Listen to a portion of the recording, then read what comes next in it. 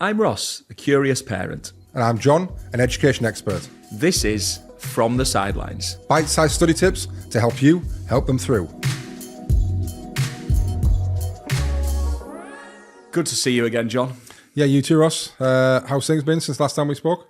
Very well, thank you. Yeah, all good. And with all of these topics, one of the things I really like to do is digest it a little bit further at the start before you come in and impart your wisdom on us. Mm-hmm. And none more so than this one, because I think there's three parts of it as such. Mm-hmm. Two, I can positively relate to, and one definitely not. So breakfast and meal times, absolutely, I'm all over that.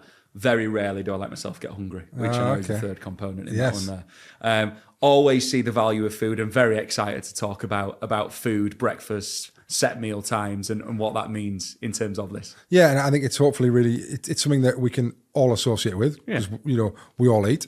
And hopefully people do have breakfast, and we'll get into that in a little bit anyway. But if it's something that people can put into practice in their own lives that makes a big difference to their children, then that's what we're here to do.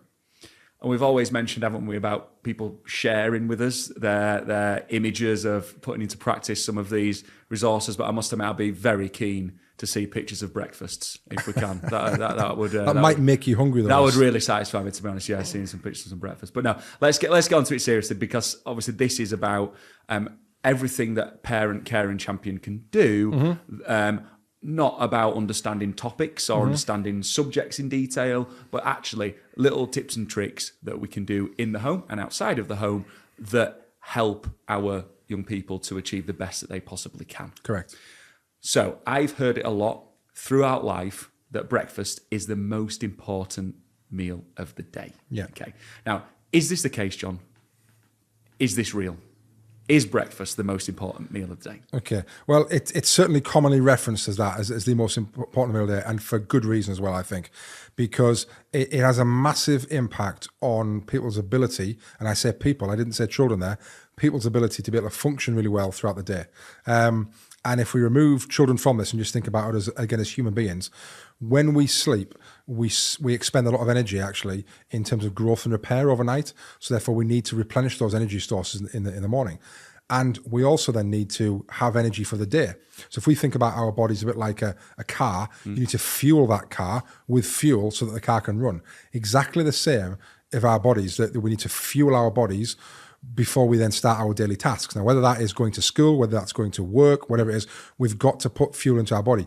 Otherwise, you hear people talking about, I'm running on empty, same as a car. You're not going to be able to do the things you want to do really well if we haven't done that. So bringing it back to children again then, and their learning, we need to make sure that children have a good energy source to be able to go to school, to be able to think in class, to be able to think about challenging concepts, to be able to sit through exams, et cetera, and perform at their best. And what's really interesting is that the best way to do this, that we have found, and this isn't anything that I have found or you've found, that as mankind we've found this, the best way to do this is actually to have cereal, because cereal is a slow release energy source. And that's why so many of us have cereal for breakfast, and we find it on the shelves of all the supermarkets. It's a great way, because what we don't want really is a bit like an energy drink, like a real spike of energy immediately, and that wears off by kind of 8:30, 9 o'clock, to 10 o'clock. I mean, a slow release energy source allows that to be kind of drip fed out of our kind of food into our body in a sustained way, so that actually we can get to, well, hopefully most of us can get to lunchtime without needing that kind of, that second power up of a kind of I need another snack, I can't confirm that one for myself, unfortunately, but yeah. And so that's why cereal's really good. So it's a great way to do that. So you don't necessarily need to go away and think of anything that massively different. Actually, cereal, for good reason, is why so many people have it on a morning. However, let me tell you one more thing. Common sense isn't always common practice. And unfortunately, as a experienced school leader, I experience so many children that come to school that haven't had breakfast, that haven't been adequately fueled, let's say. And you can imagine that then has the problems that we talked about. So we're leading there into that phase of hangry, which is, I'm pretty sure a majority of people have heard of it, when we are essentially hungry, Yeah. and quite frustrated and angry as a result of that. Yeah. And from the perspective of here then, so can being hangry as a young person affect performance within the classroom and also at home perhaps? Completely. And if you think about when you have been hangry before and you've been, really kind of hungry and your stomach's rumbling, and you're kind of concentrating on that more than anything else, you're therefore losing concentration.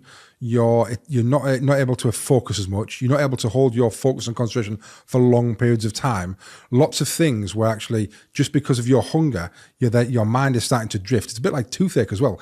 Like when you've got toothache, there is nothing other you can focus on apart from that. Yeah. So it's thinking, well, how do we how do we combat against that? So mood swings as well. If you're hungry and you've not had food, and all you think, the little smallest things can annoy you.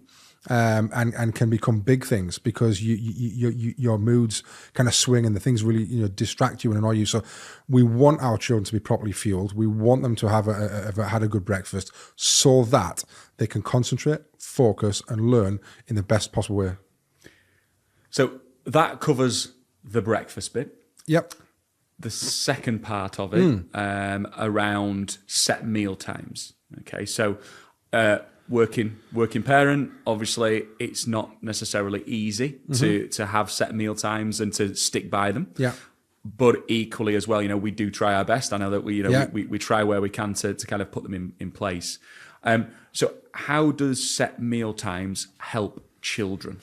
Okay, well, for two main reasons, really. First is from a kind of a habits point of view, that we're all creatures of habit, and our bodies, not just mentally, but physiologically and biologically, we like to be in those routines and habits. Yeah. So we need, if we are constantly, only having to wait, I don't know, 3, 4, 5 hours, and we're having something around about 12 o'clock. We're having something around about 5 or 6 o'clock in an evening.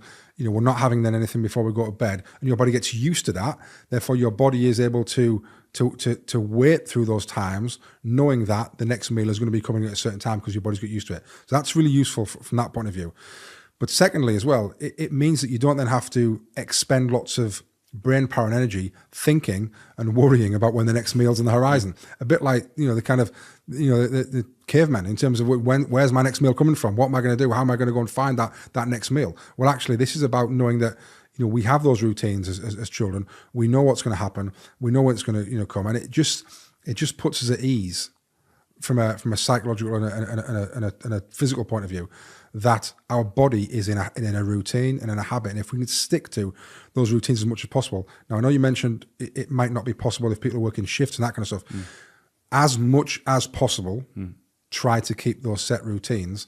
It does help, and it does help the kind of regulation of feelings, mood swings, concentration, etc., rather than being all over the place and your body not knowing what's happening. We've talked previously in one of the study hack videos about kind of sleep patterns and things like that. And actually, it's really important to think about the same for meal patterns. The more and more we can keep in those, the more and more that it helps. And again, if you think about, if you suddenly go without food for 4, 5, 6, 7 hours, and that happens regularly, it's just not good. You're not firing on all cylinders. You're not feeling fully charged. Let's try and keep that as regular as clockwork as possible. And so all of these tips and pieces of advice that you've been giving, I see how we can implement them as parents, 100%. But it feels to me a little bit that this one in particular, in terms of managing breakfast, hunger, meal times, that feels a little bit more that parents and carers and champions of young people, they can probably support and implement this even more explicitly than the others, and play a real critical part in doing so. Correct. Depending on how old your child or your children are, you may still be the person that is actually responsible for making meals, cooking meals, etc., in the house. You may be, you may not be. But if you are, then this is on you to a certain degree. You can help keep that habit. You can help keep that routine. You can, and again, not down to the minute that we have to sit down at 5:23 every night. But if we're keeping it round about tea time, 4, 5, 6 o'clock time, or round about 7 o'clock, whatever it is, then again, you're in control of that. Rather than 4 o'clock one night, 8 o'clock the other night, then we miss it the night after, we don't have anything, then it's all over the place. So definitely, in what you said there, Ross, that as a parent, you can play a big part in this, knowing and understanding that just by you setting and maintaining those set meal times, you are helping regulate your child's bodily kind of functions and allow them to feel more comfortable, more stable when they know the next meal's kind of on the horizon at certain points. I mentioned it before in one of the other episodes around consistency, and kind of that's one of the key things that comes through as well, isn't it? Habits, consistency, regularity, and that's one of the things you mentioned there. Regardless of exactly what time you have that, if you have those set times of the day, again, the body knows that that's happening at set times of the day. It makes everything much more effective. One of the other bits that you mentioned as well in the study hack film was around seeing our child's bodies as how an athlete would see theirs. Correct. What do you mean by that?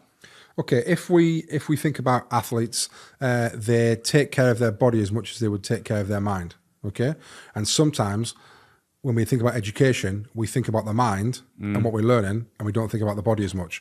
Those two have got to come hand in hand. Okay, so what we're saying here is that actually having set meal times, making sure that they are adequately fueled with the right food, the right nutrition, the right diet, is going to play a huge part, not a little part, a huge part in the overall learning process, because they're going to feel happier, they're going to feel energized, their body's going to be able to repair and grow, they're going to be able to concentrate, they're going to be free from distractions. All of these things are a huge part of that learning process. So if you only concentrate on the study guides and the revision and the cramming, and we have late nights and we have meal times all over the place, don't be surprised if everything's not kind of working in tandem and working really well, because that side of it is sometimes one that's neglected. And that's why I always say, think about your child's body like an athlete would. How can we make sure that we're preparing in the same kind of vein as they would? Thanks, John. You're very welcome. Just before you go, my role here, as I've said, is to ask the questions that hopefully those listening would want to ask. So, what's your favourite breakfast? Cereal, of course, Ross. Cereal. Okay. I'm actually a Weetabix man. Oh, yeah. Yeah. I like Weetabix. Chocolate or plain? No, just plain. Strain. With actually, it's a slight secret, I might say it's a little bit quieter, with a sprinkling of Frosties on top. And if there's no better way to end a podcast than the concept of Weetabix and Frosties sprinkled on top, then I don't know what it is. Well, it gives them my slow release energy and a bit of a kick as well at the same time, I suppose, with the Frosties. So it's all good. Do you have that today? Was that this? Every day. Yeah, okay. I'm ashamed to admit, I'm a creature of habit, and I've done it for probably 20 odd years. Maybe even longer, maybe 30 years. Love it. So on that note, if you have Weetabix and Frosties, please submit that to us and share that with us, because I think that would be lovely, lovely to see. And know there's one more person. Well, I'd like to know if there's at least one more person like me. Me too, absolutely. Yeah. But no, thanks very much as always. Nuggets, advice, really important information around that concept and and why set meal times can be so vital alongside breakfast, alongside managing hunger. So thanks, John. And we'll be back shortly with many more tips, advice to help them through. Thank you.